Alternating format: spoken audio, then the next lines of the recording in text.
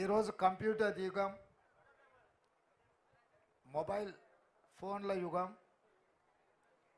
Social media యుగం. ఎంత తక్కువ సమయంలో ఎంత పెద్ద అంశాన్ని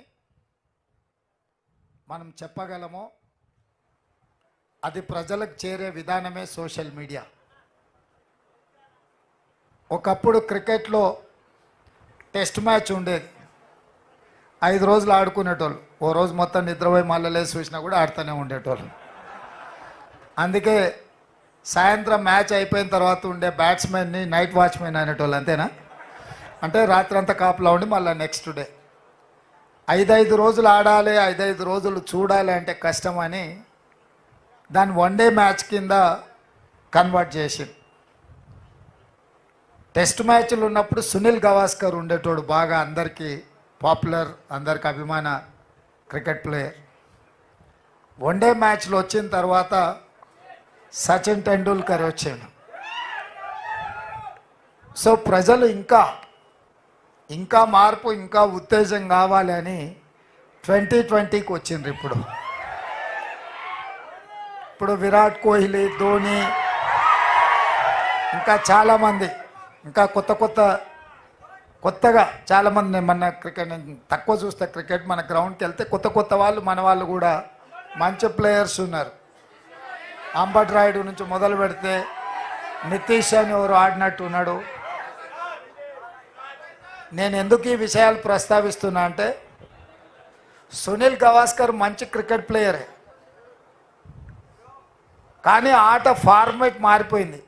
ఇప్పుడు వచ్చి 2020లో సునీల్ గవాస్కర్ని ఆడమన్నా, సచిన్ టెండూల్కర్ని ఆడమన్నా కాస్త ఇబ్బందికరమైన పరిస్థితి. ఎందుకంటే వాళ్ళు ఒక పీరియడ్లో వాళ్ళ ఆట నైపుణ్యాన్ని ప్రదర్శించేవాళ్ళు. ఈరోజు ప్రతి బాల్ని hit out or get out అన్నట్టుగా క్రికెట్ మ్యాచ్ ఈరోజు ప్రతి బాల్ బౌండరీ దాటాల్సిందే. ఏ ఒక్క బాల్ బౌండరీ దాటకపోయినా ఆట గెలిపోవటంని డిసైడ్ చేస్తుంది.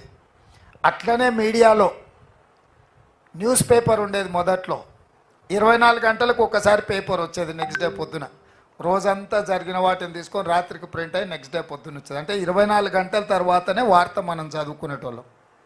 అది ఆలస్యం అవుతుందని ఇట్లాంటి కొంతమంది జర్నలిస్టులు న్యూస్ ఛానల్స్ తీసుకొచ్చారు. న్యూస్ ఛానల్స్ ప్రతి గంటకు ఒకసారి ఆ జరిగిన, మొదట్లో న్యూస్ ఛానల్ వచ్చినప్పుడు ఉదయం 7 గంటలకు, మధ్యాహ్నము 1 గంటకు, సాయంత్రం 7 గంటలకు ఉండేది. అంటే రోజుకు 3 సార్లు బులెటిన్ వచ్చేది. ఇది కూడా కష్టం అని చెప్పి 1 అవర్కి వచ్చేసింది. ప్రతి గంట 7 గంటలకు, 8 గంటలకు, 9 గంటలకు, 10 గంటలకు ఇట్లా వార్తలు చూపించే పరిస్థితి వచ్చింది. అయినా వార్తలు ఇంకా వేగంగా ప్రజలకు చేరడానికి ప్రతి నిమిషం కాదు, ప్రతి సెకండు ప్రపంచంలో ఏ మూలలో ఏ సంఘటన జరిగినా వార్తా రూపంలో బయటకు వస్తుంది. అదే social media. On the spot,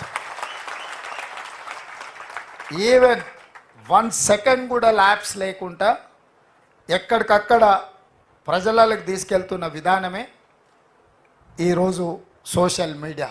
అంటే ఫార్మాట్ మారిపోయింది. క్రికెట్లో ఎట్లయితే ఆట గేమ్ రూల్ మారిపోయిందో, మీడియాలో print media, electronic media, social మీడియాలో ఎట్లయితే ఫార్మాట్ మారిపోయిందో, ఈరోజు ఎట్లయితే 2020లో ప్రతి బాల్ను బౌండరీ దాటిచ్చే విధంగా పనిచేయాలనో, ఇవాళ సోషల్ మీడియాలో కూడా ఆ విధంగా ప్రతివాడు ప్రతి నిమిషం ప్రతి సెకండ్ అలర్ట్గా ఉండాలి. సమాచారాన్ని అందరికీ చేరవేసే విధానం వచ్చింది. దీన్ని మీరు గుర్తించిండ్రు, దీన్ని మీరు ఉపయోగించిండ్రు. దీనివల్ల మీరు ఫలితాన్ని కూడా డిసెంబర్ 3 నాడు అందరూ చూసిండ్రు.